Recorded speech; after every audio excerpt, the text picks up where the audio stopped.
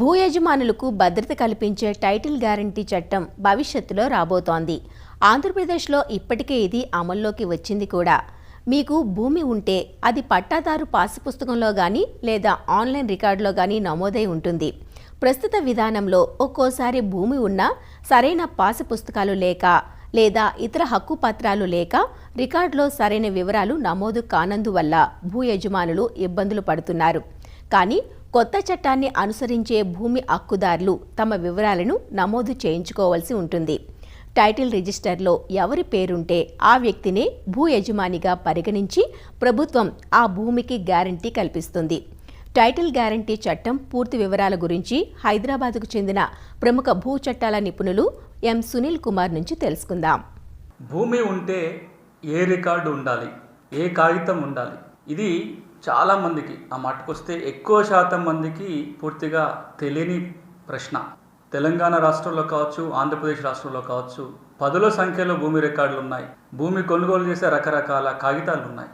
ఇందులో ఏ కాగితం ఉంటే భూమి మీద హక్కు ఉన్నట్టు, ఏ రికార్డులో పేరు ఉంటే ఆ భూమి మనదైపోతుంది. దీనికి పూర్తి సమాధానం ఎవరు చెప్పలేని ఒక గందరగోళమైన పరిస్థితి.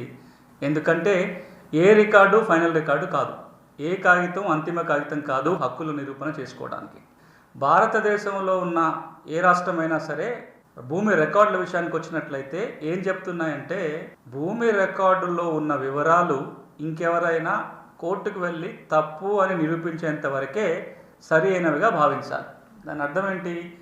ఈరోజు నాకు భూమి ఉంది ఆంధ్రప్రదేశ్లో, నా పేరు అడంగల్లో ఉంది, నాకు పాస్ పుస్తకం ఉంది. లేదా నాకు ఎకరం భూమి తెలంగాణలో ఉంది, నా పేరు ధరణిలో ఉంది, నా దగ్గర కొత్త పాస్ పుస్తకం ఉంది. ఇక భూమి నాదేనా, ఇంకే ఇబ్బంది రాదా అంటే అది గ్యారంటీగా చెప్పడానికి లేదు. ఎందుకు అంటే ప్రిజంప్టివ్ రికార్డ్ సిస్టమ్ ఉంది మన దేశంలో. ఈ రికార్డులు లెక్కకు మిక్కిలు ఉంటాయి. ఏ రికార్డుకి ప్రభుత్వ హామీ ఉండదు. ఈ గందరగోళం పోవాలి. ఎవరి పేరైతే రికార్డులో ఉంటుందో ఇంకా ఆ భూమి ఆ వ్యక్తిదే అని ఒక భరోసా ప్రభుత్వం కల్పించాలి.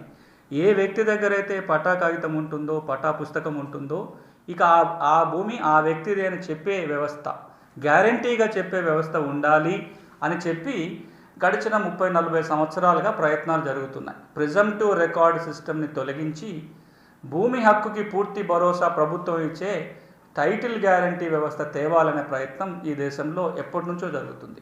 భారతదేశం మొత్తంలో ఇప్పుడున్న రికార్డులన్నింటినీ తొలగించి టైటిల్ గ్యారంటీ వ్యవస్థ తేవాలి అని చెప్పి 1989లో ప్లానింగ్ కమిషన్ చెప్తే అప్పటి నుంచి రకరకాల ప్రయత్నాల ద్వారా ఈ రోజున దేశవ్యాప్తంగా టైటిల్ గ్యారంటీ వ్యవస్థ తీసుకొచ్చే ప్రయత్నం జరుగుతుంది. 2024 డిసెంబర్ నాటికి అన్ని రాష్ట్రాలలో కూడా టైటిల్ గ్యారంటీ వ్యవస్థ తేవాలి అంటుంది కేంద్ర ప్రభుత్వం.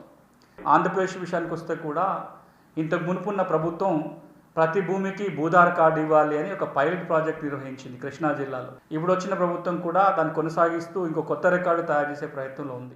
చివరిగా అక్టోబర్ 31 తారీఖు నుంచి ఈ చట్టం అమల్లోకి వచ్చినట్టుగా ప్రభుత్వం జీవో జారీ చేసింది. అసలు ఏంటి టైటిల్ గ్యారంటీ వ్యవస్థ? ఇప్పుడున్న వ్యవస్థకి ఈ టైటిల్ గ్యారంటీ వ్యవస్థకి ఏంటి తేడా? ఎప్పటికి ఇట్లాంటి వ్యవస్థ రాబోతుంది? వస్తే దాని ప్రభావాలు ఏవిగా ఉంటాయి? భూ యజమానులు ఎలాంటి జాగ్రత్తలు తీసుకోవాలి? మనం తప్పకుండా తెలుసుకోవాల్సిన అంశం. జాగ్రత్తలు కనుక తీసుకోకపోతే టైటిల్ గ్యారంటీ వ్యవస్థ ఎంత మంచి చేస్తుందో అంత నష్టం కూడా జరిగే అవకాశం ఉంటుంది, కొంత జాగ్రత్తతో లేకపోతే కనుక. ఇప్పుడు ఈ టైటిల్ గ్యారంటీ వ్యవస్థ ఏంటంటే ఇది చాలా దేశాల్లో ఇప్పటికీ అమల్లో ఉంది. దాదాపుగా 40-50 దేశాలలో టైటిల్ గ్యారంటీ వ్యవస్థ ఉంది. టైటిల్ గ్యారంటీ వ్యవస్థ వస్తే 4 కీలకమైన మార్పులు వస్తాయి. ఒక మార్పు, ఇప్పుడున్న భూమి రికార్డులన్నీ మాయమయ్యి ఒకటే ఒక రికార్డు ఉంటుంది భూములకి. వ్యవసాయ భూమి అయినా, ఇంటి స్థలం అయినా, అది పట్టా భూమి అయినా, ప్రభుత్వ భూమి అయినా, భూదానం అయినా, అటవీ భూమి అయినా, ఏ భూమి అయినా సరే భూములన్నిటికీ ఒకటే ఒక రికార్డు ఉంటుంది. దాన్ని టైటిల్ రిజిస్టర్ అంటాం. ఇంకా మిగతా రికార్డులన్నీ చెల్లకుండా పోతాయి. దీన్నే కంక్లూజివ్ రికార్డ్ సిస్టమ్ అంటారు. ఈ ఒక్క రికార్డే ఉంటుంది, ఆ రికార్డులో ఉన్న వివరాలనే మనం పరిగణలోకి తీసుకోవాల్సి ఉంటుంది. అదే కంక్లూజివ్ రికార్డు. అంతేకాదు ఈ రికార్డులో ఉన్న వివరాలకి గవర్నమెంటే గ్యారంటీ ఇస్తుంది, ప్రభుత్వ హామీ ఉంటుంది. కాబట్టి ఆ రిజిస్టర్లో మన పేరు వచ్చిన తర్వాత కూడా ఏదన్నా కష్టం నష్టం కలిగి ఆ భూమి మీద హక్కు కోల్పోవాల్సి వస్తే కనుక ఇన్సూరెన్స్ డబ్బులు వస్తాయి. దాన్ని టైటిల్ ఇన్సూరెన్స్ అంటాం. ఈ రోజున మనము ఒక కారు కొనుక్కున్నప్పుడు, ఒక బైక్ కొనుక్కున్నప్పుడు ఇన్సూరెన్స్ చేయిస్తాం. ఆ కారుకో బైకో మన ప్రమేయం ఉన్నా, మన తప్పున లేకున్నా ఏదైనా నష్టం జరిగితే ఇన్సూరెన్స్ కంపెనీ వాళ్ళు కొంత డబ్బు చెల్లిస్తారు.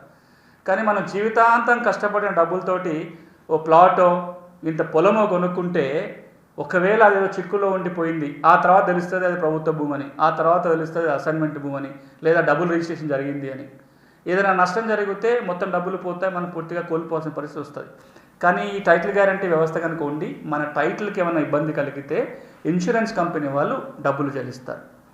ఇది ఇంకొక మార్పు. ఇక మూడవ పరిణామం ఏముంటుందంటే, భూ వివాదాలని పరిష్కరించడం కోసం జిల్లా స్థాయి నుంచి రాష్ట్ర స్థాయి వరకు ట్రిబ్యునల్ ఏర్పాటు అవుతాయి. ఇక నాలుగవది, భూముల రిజిస్ట్రేషన్ ఎక్కడి నుంచైనా చేసుకునే వెసులుబాటు ఏర్పడుతుంది. ఎందుకంటే భూమి రికార్డులకు స్పష్టత వస్తుంది, ప్రభుత్వమే గ్యారంటీ ఉంటుంది. కాబట్టి ఏ భూమినైనా కంప్యూటర్లో చూసుకోవచ్చు, ఎక్కడి నుంచైనా అమ్మకాలు కొనుగోలు చేయడానికి అవకాశం ఉంటుంది. ఇవి చాలా మంచి మార్పులు అవుతాయి. కానీ ఇందులో ఒక కీలకమైన నియమం ఉంటుంది ఈ టైటిల్ గ్యారంటీలో. ఆ నియమం ఏంటంటే, ఒక్కసారి ఈ టైటిల్ రిజిస్టర్లో మన పేరు నమోదైన తర్వాత, లేదా మన భూమి ఇంకెవరైనా నమోదైతే అభ్యంతరాలు కనుక ఉంటే 2 సంవత్సరాల లోపల అభ్యంతరం పెట్టాలి.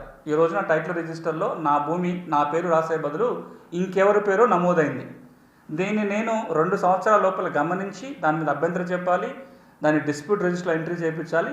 ఆ డిస్ప్యూట్ రిజిస్టర్లో ఎంట్రీ వస్తే సంబంధిత కోర్టు దాన్ని పరిష్కారం చేస్తుంది. ఒకవేళ కనుక నేను దాన్ని గుర్తించకుండా 2 ఏళ్లలో కనుక నేను ఛాలెంజ్ చేయకపోతే ఇంకెప్పటికీ దాన్ని ఛాలెంజ్ చేసే అవకాశం ఉండదు.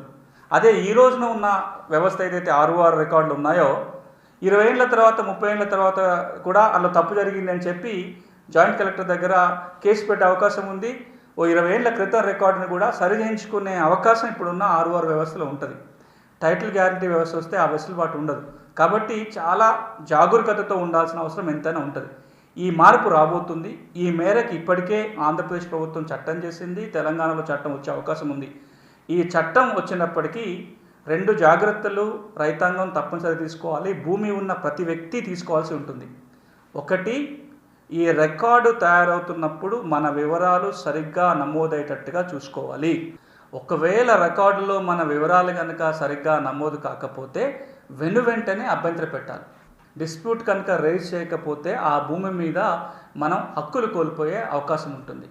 ఇక్కడ మనం ఇంకొక అంశాన్ని కూడా గమనించాల్సింది ఏంటంటే, రికార్డులన్నీ కూడా కంప్యూటర్లోనే ఉంటాయి. ఇక మాన్యువల్ రికార్డులు అంటూ ఉండవు. ప్రతి భూ కమతానికి ఒక ప్రత్యేక గుర్తింపు సంఖ్య ఇస్తారు. దాని కేంద్ర ప్రభుత్వం ఏమో యుఎల్పిన్ అంటుంది, unique land parcel identification number అంటుంది. రాష్ట్ర ప్రభుత్వం ఇంత ముందుకున్న ప్రభుత్వం ఏమో భూధారని నామకరణం చేశారు. ఇప్పుడున్న దానికి ఒక పార్సల్ నెంబర్ అని ఇవ్వటం జరుగుతుంది. ఏదైనా సరే మనిషికి ఆధార్ కార్డో లేదా ఒక ఐడెంటిటీ కార్డు ఎట్లా ఉందో ప్రతి భూకమతానికి ఒక ప్రత్యేకమైన ఐడెంటిటీ కార్డు ఉంటుంది. ఆ భూమికి సంబంధించిన పూర్తి వివరాలు ఆ కార్డులో ఉంటాయి. దాని హద్దులు కావచ్చు, హక్కుల వివరాలు కావచ్చు, బ్యాంకు లోన్లు కావచ్చు, కోర్టు కేసులు కావచ్చు, ఏమున్నా సరే మనం ఆ నెంబర్ ద్వారా ట్రాక్ చేయడానికి ఉంటుంది.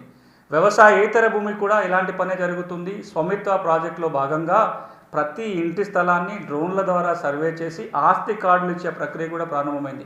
కాబట్టి ఇంటి స్థలం ఉన్న వాళ్ళైనా వ్యవసాయ భూమి ఉన్న వాళ్ళైనా ఈ భారీ మార్పులు వస్తున్న ఈ సందర్భంగా ఈ మార్పులు ఏంటో తెలుసుకోవాలి, ఈ కార్డులు పొందే ప్రయత్నం చేయాలి. వివాదము సమస్య ఉంటే వెంటనే దాన్ని కేసు పెట్టడం కానీ అభ్యంతర పెట్టడం చేయాలి. చేయకపోయినట్లయితే ఏదైతే టైటిల్ గ్యారంటీ వ్యవస్థ భూమి హక్కులకి పూర్తి భద్రత కల్పించాలని తీసుకొస్తున్నారో అదే వ్యవస్థ వల్ల మనకి ఇబ్బంది కలిగే అవకాశం ఉంటుంది. ప్రభుత్వాలు కూడా ఒక జాగ్రత్త వహించాలి. ఏ ప్రభుత్వం అయితే భూమి రికార్డులని కంప్యూటరీకరణ చేస్తుందో, భూమి ఉండి కూడా కాగితాలు లేని వాళ్ళకు కాగితాలు ఇచ్చే ప్రక్రియ చేస్తుందో, అదేవిధంగా హక్కులకి పూర్తి హామీ ఇచ్చే టైటిల్ గ్యారంటీ వ్యవస్థ తీసుకొస్తుందో, వీటన్నిటి వల్ల ఒక పక్కన హక్కులకి భద్రత పెరుగుతుంది, అవసరానికి భూముల అమ్మకాలు కొనుగోలు చేయడానికి మార్గం ఏర్పడుతుంది. అదే సమయంలో తగిన జాగ్రత్తలు కనుక తీసుకోకపోతే పేదలకి, చిన్న సన్నకారు రైతులకి అన్యాయం జరిగే అవకాశం ఉంటుంది. వాళ్ళ భూములు కోల్పోయే పరిస్థితి వస్తుంది. కాబట్టి పేదలని, చిన్న సన్నకారు రైతులకి రక్షణ కల్పించాలి. వారికి చట్టాల మీద, రికార్డుల మీద అవగాహన కలిగించాలి. సమస్య ఉన్నట్లయితే ఆ సమస్యను వెంటనే పరిష్కారం చేయడం కోసం ప్రత్యేక యంత్రాంగం కూడా ఏర్పాటు చేయాలని ఐక్యరాజ్య సమితి కూడా సూచించింది. ఈ నేపథ్యంలో 2 రాష్ట్ర ప్రభుత్వాలు కూడా ఆ వైపున చర్యలు తీసుకొని రైతుకు మేలు చేయాలి.